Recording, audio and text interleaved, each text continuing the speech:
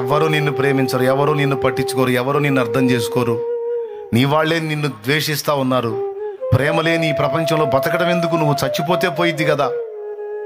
ఈ సమస్యలు పోవు, ఈ అప్పులు తీరవు, ఈ బాధలు పోవు, ఈ ఇబ్బందులు పోవు, ఈ కష్టాలు పోవు. సంవత్సరాలుగా నిరీక్షించావు, ఇది మారదు. చచ్చిపో, మారదు. చచ్చిపో, మారదు. చచ్చిపో.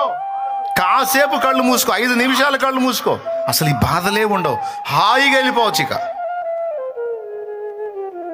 అని శోధించి, మనుషుడా నీ ప్రాణం నువ్వే తీసుకునేటట్టు, సోదరి నీ ప్రాణం నువ్వే తీసుకునేటట్టు నిన్ను ప్రేరేపిస్తుంది దయ్యపు ఆత్మ. అది చెప్పే సలహా నిజం కాదు. కాసేపు కళ్ళు మూసుకో అయిపోయింది, కాసేపు కళ్ళు మూసుకో అయిపోయింది, కాసేపు కళ్ళు మూసుకో అయిపోయింది అని నిన్ను రెచ్చగొడుతుంది దురాత్మ. కాసేపు కళ్ళు మూసుకుంటే అయిపోయిద్దా? ప్రాణం పోయిద్దేమో కానీ తర్వాత ఏమైందో తెలుసా? ఇక్కడ కన్ను మూసిన నువ్వు అగ్నిగుండంలో కళ్ళు తెరుస్తావు. అగ్నిగుండంలో కళ్ళు తెరుస్తావు. పాతాళ అగ్నిలో కళ్ళు తెరుస్తావు. ఎందుకంటే నీ ప్రాణాన్ని నువ్వు తీసుకునే హక్కు నీకు లేదు.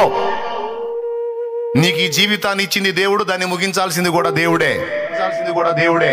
అలా కాకుండా నీ ప్రాణాన్ని నువ్వు తీసుకోవడానికి ప్రయత్నిస్తే దేవుని సార్వభౌమాధికారాన్ని ధిక్కరించిన దానివి అవుతావు, ధిక్కరించిన వాడివి అవుతావు, తీర్పులోనికి వస్తావు, ఉగ్రతకు గురవుతావు. ఊరుకోడు దేవుడు. పిచ్చి పిచ్చి ఆలోచనలు చేయవాకు, గద్దించు దురాత్మ.